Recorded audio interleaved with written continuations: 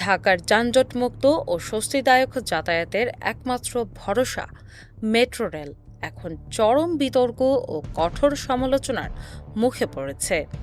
যে গণপরিবহনকে নগরবাসী সবচেয়ে নিরাপদ মনে করতেন, সেখানে এখন ক্রমশ বৃদ্ধি পাচ্ছে ছিনতাই, চুরি এবং পকেটমার চক্রের উপদ্রব। যাত্রী বেশে উৎপেতে থাকা অজ্ঞান পার্টি, ছিনতাইকারী এবং পকেটমারদের কারণে মেট্রো রেল এখন সাধারণ মানুষের জন্য এক আতঙ্কের নাম হয়ে দাঁড়িয়েছে।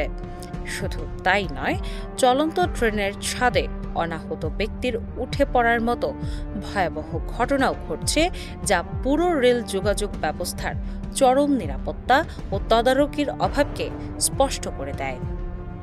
দিন দিন মেট্রো রেলের জনপ্রিয়তা বাড়লেও বর্তমানে একটি মাত্র রুট চালু থাকায় স্টেশন ও ট্রেনগুলোতে যাত্রীদের উপচে পড়া ভিড় থাকে। আর এই অতিরিক্ত ভিড়কেই অপরাধের সুবর্ণ সুযোগ হিসেবে বেছে নিয়েছে অপরাধী চক্র। বিশেষ করে অফিস শুরুর আগে এবং ছুটির পরে যখন ভিড় চরমে পৌঁছায়, তখন এই চক্রগুলো সবচেয়ে বেশি সক্রিয় হয়ে ওঠে। অপরাধীদের কৌশল অত্যন্ত সুনিপুণ ও ভয়ঙ্কর। ট্রেনের ভেতর তারা কৃত্রিম জটলা তৈরি করে টার্গেট করা যাত্রীকে চারপাশ থেকে ঘিরে ধরে। এরপর মাত্র কয়েক সেকেন্ডের ব্যবধানে ব্লেড বা চাকুর মতো ধারালো অস্ত্র দিয়ে প্যান্টের পকেট কেটে মোবাইল ফোন, মানিব্যাগ ও মূল্যবান সামগ্রী হাতিয়ে নেয়। সম্প্রতি একজন যাত্রী কারওয়ান বাজার থেকে সচিবালয়ে যাওয়ার পথে এমনই এক চক্রের শিকার হন। 4 থেকে 5 জন অপরাধী তাকে ঘিরে ধরে ধারালো অস্ত্র দিয়ে তার পকেট কেটে ফেলে, যার আঘাতে তার পা রক্তাক্ত হতে পারত।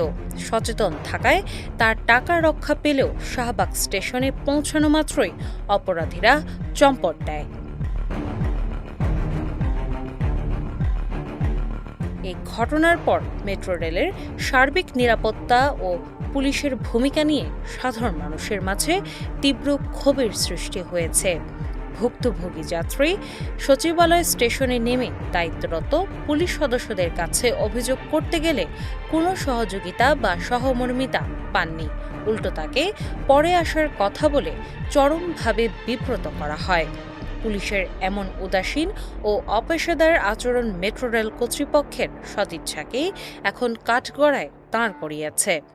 সচেতন মহল মনে করছেন, দ্রুত সিসিটিভির নজরদারি বৃদ্ধি এবং আইনশৃঙ্খলা বাহিনীর কার্যকর পদক্ষেপ না নিলে এই আধুনিক গণপরিবহনটি অপরাধীদের অভয়ারণ্যে পরিণত হবে।